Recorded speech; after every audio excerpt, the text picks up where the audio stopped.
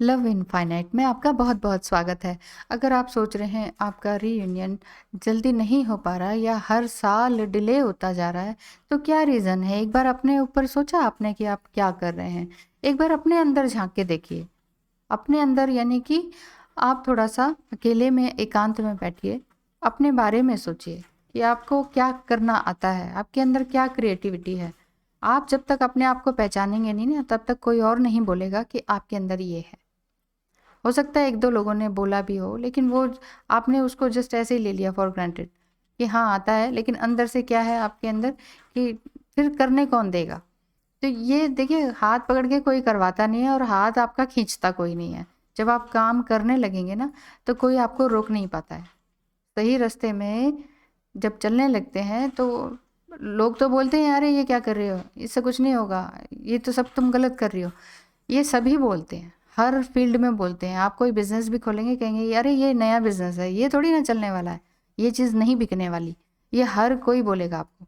इसी तरह से आप नया काम करेंगे तो हर कोई बोलेंगे, "अरे! ऐसे नहीं हो सकता। ये तो तुम कर ही नहीं सकते हो।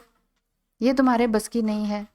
तुम छोड़ दो, बेकार में लगे हुए हो, बेकार के एफर्ट कर रही हो, कुछ तो आता नहीं है।"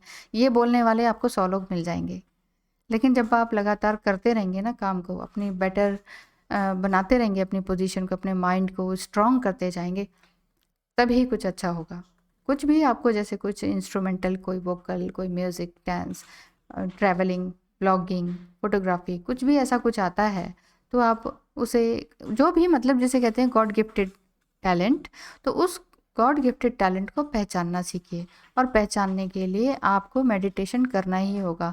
आप लोग बार-बार जैसे पूछते हैं कि क्या ज़रूरी है मेडिटेशन? बिना उसके नहीं होगा? नहीं होगा। और आप ये भी पूछते हैं कि क्या खाने के बाद कर सकते हैं? देखिए, खाना खाते ही अगर आप मेडिटेशन में बैठेंगे तो कुछ असर नहीं होगा। खाने का टेस्ट आएगा, खाने की डकारें आएँगी, तो आपका जो कंसंट्रेशन है वो हमेशा खाली पेट में ही लगता है। अर्ली मॉर्निंग आप उठने की कोशिश कीजिए। अगर आप अर्ली मॉर्निंग उठ जाते हैं 3 टू 6 के बीच में, है ना? तब आपको खाने की ज़रूरत भी नहीं होती, भूख भी नहीं लगती और पेट खाली होता है, तो मेडिटेशन बहुत अच्छा होता है। सोने से पहले भी आप ये कर सकते हैं। लेकिन ये नहीं कि जस्ट अभी डिनर किया है और अब आप सोने भी चले गए हैं। तो इस अंतर को समझिए, खाने के 1-2 घंटे बाद कर सकते हैं, जब आपका खाना थोड़ा डाइजेस्टिव सिस्टम में पहुंच जाए, उस तरीके मतलब थोड़ा-सा नॉर्मल हो जाए। क्योंकि माइंड बिल्कुल फुल रहता है, पेट बिल्कुल फुल रहता है, तो आपका जो जो सोल है ना, उस तक कनेक्शन हो नहीं पाता ईश्वर का अपने आप से ना। तो इसीलिए कम से कम खाना चाहिए। वन टाइम ईटिंग कीजिए मेरी तरह तो अच्छा रहेगा। चलिए, वैसे भी फेस्टिवल आ रहे हैं, वन टाइम ईटिंग की तो बात है ही नहीं, ओवर ईटिंग हो जाती है, कोई बात नहीं। लेकिन ध्यान रखिए कि यही सोचना होता है ना, इसलिए तो मैं कहती हूँ बार-बार ये सोचिए कि मैं जो कर रहा हूँ, वो क्यों कर रहा हूँ या कर रही हूँ? मैं जो खा रही हूँ, मैं क्यों खा रही हूँ? और मुझे कितना खाना चाहिए? समटाइम हम डिप्रेशन में होते हैं, ओवरथिंकिंग कर रहे होते हैं, ऑब्सेशन रहता है डीएम का, तो हम क्या करते हैं, कुछ नहीं पता होता कि हम क्या खा रहे हैं। और हम बोल में या प्लेट में कुछ भी ले लेते हैं, या इवन बचा-कुचा भी, बच्चों का छुड़ा हुआ भी, ये ऐसी भी आदत हो जाती है। बहुत बहुत बुरी हालत हो जाती है, पता है ना मुझे, बहुत बुरी हालत हो जाती है। और कुछ भी खाते हैं ठंडा, कुछ भी ठंडा-वंडा जो भी कुछ भी पड़ा हो, वो खा लेते हैं कि सेंस नहीं होती कि उस समय खाना है कि नहीं खाना है। चलिए, वो तो बहुत एक्सट्रीम स्टेज होती है जब हम ऑब्सेशन में होते हैं, हमें पता ही नहीं होता। और समटाइम खाते भी नहीं है उस स्टेज में, तो भूख ही नहीं लगती है। कई कई दिन खाते ही नहीं थी मैं भी। तो इस स्टेज से अगर आप निकल गए हैं, फिर आप थोड़ा नॉर्मल हो रहे हैं, बैलेंस हो रहे हैं, और आप अपने काम कर रहे हैं, कुछ फाइनेंशियली भी स्टेबल हो रहे हैं, लेकिन फिर भी थोड़ा सा इम्बैलेंस फील होता है, अंदर ही अंदर कुछ वॉइड सा लगता है, तो प्लीज़ कुछ अपने लिए सोचिए कि मुझे ये क्या करना चाहिए अब। डेली सोचिए, कम से कम सोने से पहले सोचिए कि आज मेरा दिन कैसा गया, मुझे क्या करना चाहिए था, कहाँ मैं गलत थी, और मेरा ईगो टकराया या किसी ने वाक़ई मुझे हर्ट किया, या किसी ने मुझे वाक़ई गलत बोला। हर्ट होना नहीं होना ये तो आपके ही ऊपर है। एक ने, सामने वाले ने 1 बार बोला और आपने 10 बार, 11 बार, 1000 बार उसको रिपीट किया, तो वो बात तो मल्टीप्लाई कर दी ना आपने, उसने तो 1 बार बोला। तो यही चीज़ हमें लगातार सोचनी चाहिए। एक दिन का प्रोसेस है ही नहीं, लाइफ़ को बदलने का प्रोसेस एक दिन का है ही नहीं। ट्विन फ्लेम जर्नी भी देख लीजिए आप, कितने सालों का अ, प्रोसीजर है ये। देखिए, इसको बार-बार पेनफुल जर्नी मत बोलिए, बहुत कमेंट्स में आता है, बहुत पेनफुल जर्नी है, बहुत जितना आप पेनफुल लिखेंगे ना, वो मल्टीप्लाई होके आता है। यूनिवर्स सुन रहा होता है, यूनिवर्स आपकी लिखाई भी देखता है, चाहे आप टेक्स्ट में लिखें, चाहे आप हाथ से लिखें। जब भी हम अफ़र्मेशन लिखते हैं, उसका भी फ़र्क पड़ता है। जब हम अफ़र्मेशन हैंड राइटिंग में लिखते हैं, बुक्स में, नोटबुक में, तो वो यूनिवर्स में जाता है, क्योंकि उसकी उसमें आपकी फीलिंग्स होती हैं और वही मल्टीप्लाई होकर आता है।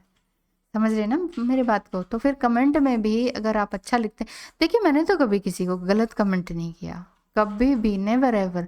ना कभी किसी को डिसलाइक किया, ना कभी रॉन्ग या नेगेटिव कमेंट किसी को किया। नहीं लगी वीडियो अच्छी तो चेंज कर दीजिए, लेकिन कभी मैंने कभी नहीं। तो देखिए, इससे आपकी यूनियन होने में बहुत पॉसिबिलिटी बढ़ जाती है, क्योंकि आपका लेखा जोखा ऊपर जा रहा होता है। आपने आज के दिन में कितने, मान लीजिए 100 काम, 100 एक्शंस थे आपके, और आपने 99 में कुछ ऐसा कर दिया कि जो आप नहीं चाहते थे फिर भी हो गया। इसका मतलब क्या हुआ? इसका मतलब आपके अपने माइंड के अंदर कंट्रोल ही नहीं है।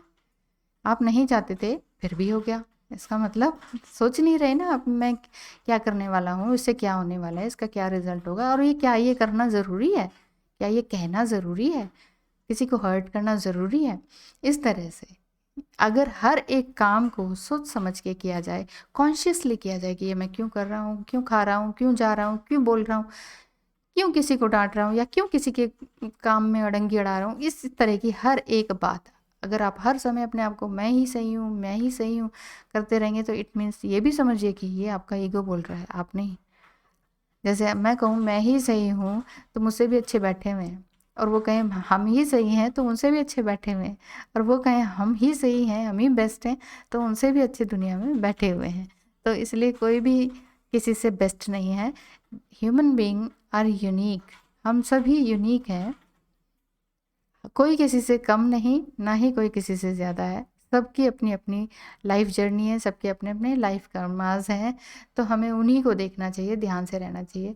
मेडिटेशन, योगा, इसीलिए मैं बार बार कहती हूँ, योगा से क्या होगा, आपका जो बॉडी है वो स्ट्रेचिंग वगैरह होती है, तो उससे अलाइन हो जाती है, वो जो भी टिश्यूज़ होते, टूट फूट होती है, वो अपने आप ही अच्छी कंडीशन में आ जाते हैं। और जो मेडिटेशन है वो आपकी सोल को एनरिच करता है, सोल से मिला देता है मेडिटेशन, ठीक है ना?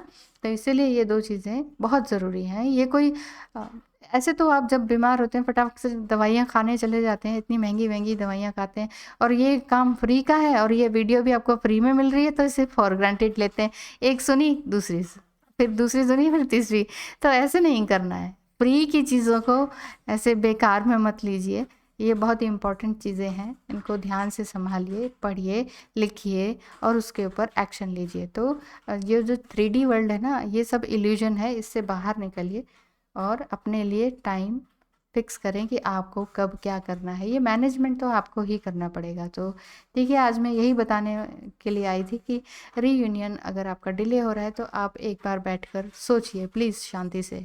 मैं यही चाहती हूँ कि आपका रीयूनियन जल्द हो, इसी साल हो, इसी महीने हो, और 11/11 से पहले हो जाए। तो तैयार है ना आप मेडिटेशन के लिए?